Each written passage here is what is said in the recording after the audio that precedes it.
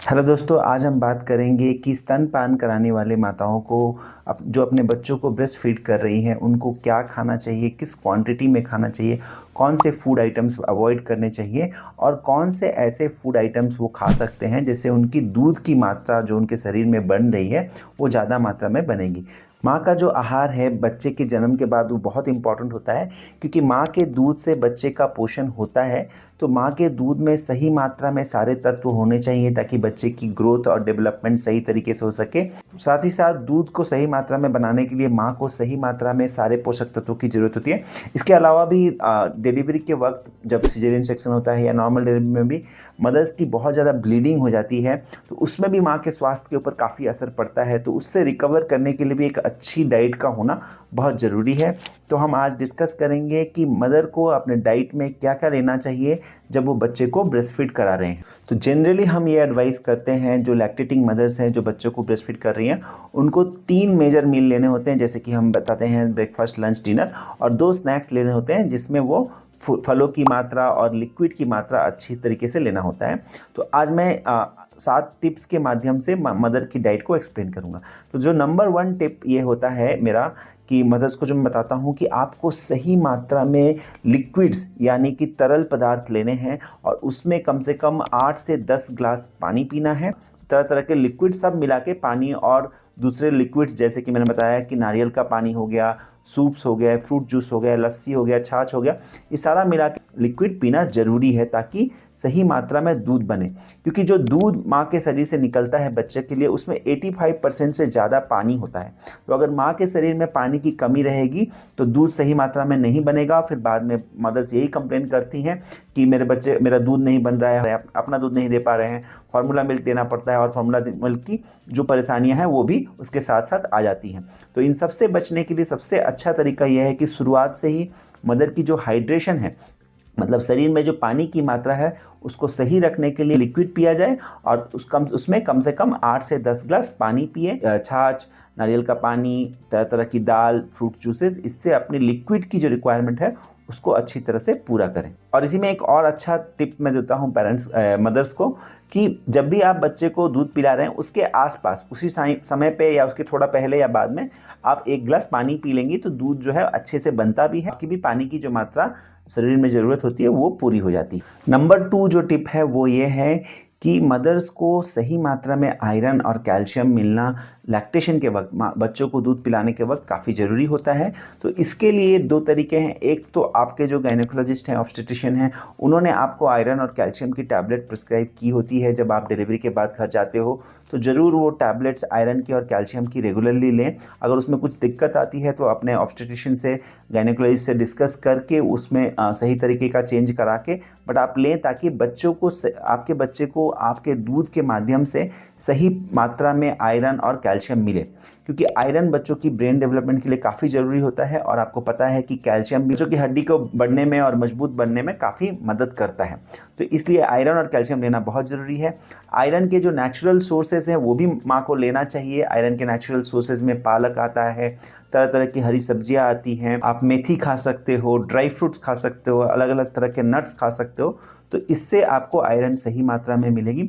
साथ ही साथ कैल्शियम जो होता है वो दूध और दूध से बने वाली चीज़ जैसे कि पनीर, चीज़, दही, योगर्ट, इन सब में होता है। साथ साथ रागी में भी अच्छी मात्रा में कैल्शियम होता है। इसके अलावा और भी जो फूड आइटम्स आपको स्क्रीन में दिख रहे हैं इन सब में कैल्शियम होता है। तो इन सबको आप अच्छी मात्रा में खाएं ताकि आपके बच्चे को आयरन और कैल्शियम की कमी ना हो। अब जो मैं चीज़ बताना चाहता हूँ वो बहुत इंपॉर्टेंट है हर मदर के लिए कि आपकी जो डाइट है वो बैलेंस होनी चाहिए, बैलेंस डाइट होना चाहिए। बैलेंस डाइट का मतलब ये होता है कि उसमें पर्याप्त मात्रा में कार्बोहाइड्रेट, प्रोटीन और फैट हो, साथ ही साथ मिनरल्स एंड विटामिन हो। उसके लिए जैसे मैंने बताया कि 3 major meal breakfast, lunch, dinner लेना है और साथ साथ हमें 2 स्नैक्स लेने हैं। बैलेंस डाइट में कार्बोहाइड्रेट का सोर्स है जो अलग अलग तरह के अनाज होते हैं, जैसे कि ओट्स होता है, दलिया होता है, आटे की रोटी होती है, रागी होता है। इन सारे सीरियल्स को हम अलग अलग तरह से ले सकते हैं, जैसे चावल की खिचड़ी हो गई या चावल दलिया, या फिर ओट्स की खिचड़ी हो गई, पोहा, उपमा, इडली, सूजी का हलवा, रागी, ये सब चीज़ें हम अलग अलग तरीके से खा सकते हैं ताकि सही मात्रा में हमें कार्बोहाइड्रेट्स मिले, क्योंकि कार्बोहाइड्रेट्स एनर्जी के लिए बहुत ज़रूरी होती है। इसके अलावा भारतीय माताओं को प्रोटीन की सही मात्रा लेने पे विशेष ध्यान देना चाहिए। हमारे यहाँ बहुत सारे लोग वेजिटेरियन होते हैं, तो वेजिटेरियन लोगों के लिए जो दूध से बनी हुई चीज़ें हैं, चीज़, पनीर, दही, दूध, ये सब प्रोटीन का अच्छा सोर्स होता है। इसके अलावा सोयाबीन की दाल या फिर सोयाबीन की जो चंक्स आती हैं, ये भी अच्छा सोर्स है प्रोटीन का। इसके अलावा तरह तरह के ड्राई फ्रूट्स एंड नट्स में भी अच्छा प्रोटीन होता है। तो ये सब चीज़ें आपको प्रोटीन के लिए लेना है। अगर आप नॉन वेजिटेरियन हैं तो आप अंडा ले सकते हैं और भी नॉनवेज फूड ले सकते हैं, बट इसमें आप सी फूड ज़्यादा ना खाएं, क्योंकि सी फूड के अंदर मरकरी होती है, तो उससे बच्चों की ब्रेन के डेवलपमेंट पे असर पड़ता है। इसके अलावा जो भी नॉर्मल नॉनवेज फूड है वो आप अगर अच्छे से पचा सकते हैं तो थोड़ा बहुत खा सकते हैं, ताकि प्रोटीन की मात्रा मिले। प्रोटीन के लिए तरह तरह के नट्स जैसे कि आलमंड, पिस्ता, काजू, मूंगफली, ये सब भी हम ले सकते हैं। इसके अलावा फ़ैट का इंटेक पे भी हमें ध्यान देना है, क्योंकि फ़ैट बहुत अच्छा रिच सोर्स ऑफ एनर्जी होता है। तो हमें घी या फिर ऑलिव ऑयल का यूज़ करके अपने डाइट में इंश्योर करना चाहिए कि थोड़ा सा फैट जरूर प्रेजेंट हो। ब्रेस्ट फीडिंग के दौरान आप थोड़ी सी मात्रा में घी ले सकते हैं, बहुत ज़्यादा घी ना लें, उससे वेट बढ़ने के चांसेस रहते हैं, बट थोड़ी मात्रा में आप घी ले सकते हैं। फोर्थ इंपॉर्टेंट पॉइंट है कि डिलीवरी के बाद बहुत सारे मदर्स क्या होते हैं, उनको कॉन्स्टिपेशन हो जाती है। तो इस चीज़ से बचने के लिए हरी सब्जियाँ, तरह तरह की साग, पालक, मेथी और बथुआ, अलग तरह की साग आप ज़रूर खाएं। और इसके अलावा भी हरी सब्जियां जैसे भिंडी, लौकी, ये सारी चीज़ें हमें खानी चाहिए। और करेला, नेनुआ, ये सब भी हमें खाना चाहिए, जिससे हमारे बॉडी में सही मात्रा में फाइबर जाए और मोशन जो है मदर्स की अच्छे से हो, कॉन्स्टिपेशन की प्रॉब्लम ना हो। क्योंकि कॉन्स्टिपेशन की प्रॉब्लम होने से कई बार मदर्स को दर्द होता है और उधर बहुत सारी प्रॉब्लम्स, गैस की प्रॉब्लम भी हो जाती है। अब हम बात करेंगे कि माताओं को कौन सी ऐसी चीज़ें खानी चाहिए जिससे उनकी दूध की मात्रा अच्छे से बने। तो इसमें जो है बहुत सारी चीज़ें ट्रेडिशनली हम यूज़ करते रहते हैं और उससे काफ़ी ज़्यादा फ़ायदा भी देखा जाता है। तो इसमें है कि आप जो मेथी है, जिसको फेनुग्रीक बोलते हैं, उसका पानी आप उसको बॉईल करके या फिर उसको पानी में भिगो के उसका पानी पी सकते हैं, उसको सब्जी में डाल के खा सकते हैं, या फिर सौंफ को ले सकते हैं, सौंफ को चबा सकते हैं, या फिर सौंफ को खाने में डाल के उसको यूज़ कर सकते हैं, या फिर सौंफ का पानी पी सकते हैं। तो इससे क्या होता है, जो हार्मोन्स से मिल्क बनता है, उन हार्मोन्स की सेक्रेशंस बढ़ती है और मिल्क की सप्लाई बढ़ती है। इसके अलावा भी तिल का लड्डू, गोंद का लड्डू, या फिर आलमंड्स, या फिर तरह तरह के नट्स खाने से भी मिल्क सप्लाई बढ़ती है। फ्रूट्स में पपाया देखा गया है कि मिल्क सप्लाई बढ़ाने में काफ़ी मदद करता है। सीरियल्स में जौ, जिसको हम बार्ली बोलते हैं, ओट्स और दलिया, ये सब चीज़ें भी मिल्क प्रोडक्शन बढ़ाने में मदद करती हैं। इन सब के अलावा भी कुछ ऐसे पाउडर्स आते हैं जो मदर्स को दूध की मात्रा बढ़ाने में मदद करते हैं, जैसे कि लैक्टोनिक या फिर गैलेट ग्रैन्यूल्स। तो ये ग्रैन्यूल्स अक्सर देखा गया है कि डॉक्टर प्रिस्क्राइब करते हैं, और 2 चम्मच सुबह शाम आप दूध या पानी में मिला के ले सकते हैं। बट लेने से पहले ज़रूर अपने डॉक्टर से आप इसकी डोज और इसकी ज़रूरत को कंफर्म कर लें कि लेना ज़रूरी है कि नहीं, या ले सकते हैं कि नहीं, तभी आप लें। और इसके अलावा भी कुछ और दवाइयाँ भी होती हैं जो आपके डॉक्टर आपको लिख सकते हैं, जिससे कि दूध की मात्रा बढ़ जाती है। अब हम बात करेंगे कि कौन सी चीज़ें अवॉइड करनी चाहिए। देखिए, कोई भी ज़्यादा स्पाइसी फूड ना खाएं, क्योंकि स्पाइसी फूड खाने से पॉटी के रास्ते में जलन होती है। और इसके अलावा भी ज़्यादा स्पाइसी या ऑयली फूड खाने से गैस बनता है और पेट फूलने की प्रॉब्लम हो जाती है। या ऑलरेडी मदर्स को वहाँ पर नीचे की तरफ जहाँ डिलीवरी के एरिया में छिला रहता है, तो दर्द ज़्यादा होता है। इसलिए स्पाइसी फूड को अवॉइड करें। कैफिनेटेड ड्रिंक्स को अवॉइड करें, जैसे कि टी, कॉफ़ी और सोडा, ये सब चीज़ें ना लें। बहुत सारे मदर्स की ये क्वेश्चन रहती है कि चाय या कॉफ़ी हम ले सकते हैं कि नहीं। देखिए, जो American college of obstetrician and gynaecologist है, उनकी जो रिकमेंडेशन है, उनका ये कहना है कि सारे दिन में जो माँ दूध पिला रही है बच्चों को, वो 200 मिलीग्राम तक कैफीन ले सकते हैं। तो इसका मतलब होता है कि 1 कप चाय लिया जा सकता है। बट इसमें यह है कि मैं जो पर्सनली रिकमेंड करता हूं कि अगर आपको बहुत ज़्यादा क्रेविंग नहीं होती है चाय कॉफ़ी की, तो आप ना लें। इसका कारण ये होता है कि कई बार जो मदर्स कैफीन वाले प्रोडक्ट्स जब लेती हैं, जैसे कि चाय, कॉफ़ी या सोडा, तो उससे बच्चों को गैस की दिक्कत होती है। और इसके ऊपर मैंने एक डिटेल वीडियो बनाया है, जिसका लिंक आपको डिस्क्रिप्शन में मिल जाएगा। तो ये एक प्रॉब्लम हो जाती है कई बार। तो जहाँ तक हो सके, आप अगर नहीं पी के रह सकते हैं तो चाय कॉफ़ी ना पिएं। बट अगर पीना चाहते हैं तो 1 कप चाय कॉफ़ी रिकमेंडेशन के अंदर है, जो पिया जा सकता है। एक और चीज़ बताना ज़रूरी है कि किसी भी तरीके से अल्कोहल का सेवन ना करना बेहतर है। इसी तरह से स्मोकिंग करना भी अच्छा नहीं होता है बच्चे की हेल्थ के लिए।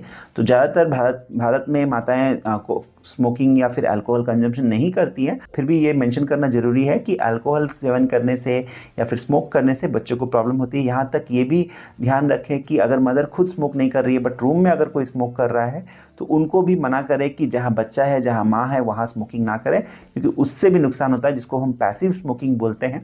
कि कोई दूसरा अगर रूम के अंदर स्मोक कर रहा है तो वो भी अगर मदर इनहेल करती है तो उससे भी माँ के हेल्थ पे और बच्चे के हेल्थ पे बुरा असर पड़ता है। जैसे कि मैंने पहले भी बताया कि सी फूड का सेवन ना करें, क्योंकि सी फूड में कई बार मर्क्यूरी की क्वांटिटी ज़्यादा होती है जो बच्चों के ब्रेन के ऊपर बुरा असर डाल सकती है। इसके अलावा आपको कोई फूड या मेडिसिन से एलर्जी है तो डेफिनेटली उसको अवॉइड करें। अगर आपको डिलीवरी के बाद लैक्टेशन के वक्त अगर कोई दवाई लेनी पड़ती है या फिर एंटीबायोटिक लेनी पड़ती है तो ज़रूर अपने गायनेकोलॉजिस्ट से चेक करके कंफर्म करके ही लें। ओवर द काउंटर जाके दवाई की दुकान से खुद से लेकर कोई भी दवाई ना खाएं, क्योंकि बहुत सारी दवाइयाँ जो हैं वो मदर के दूध में सिक्रेट हो सकती हैं और उससे बच्चे के ऊपर असर पड़ सकता है। और एक चीज़ मैं वीडियो में आगे बढ़ने से पहले बताना चाहता हूँ कि जब बच्चे का जन्म होता है और बच्चा घर पे आता है तो घर के सारे लोग बच्चे के ऊपर ध्यान देने लगते हैं, बच्चे की केयर करने लगते हैं।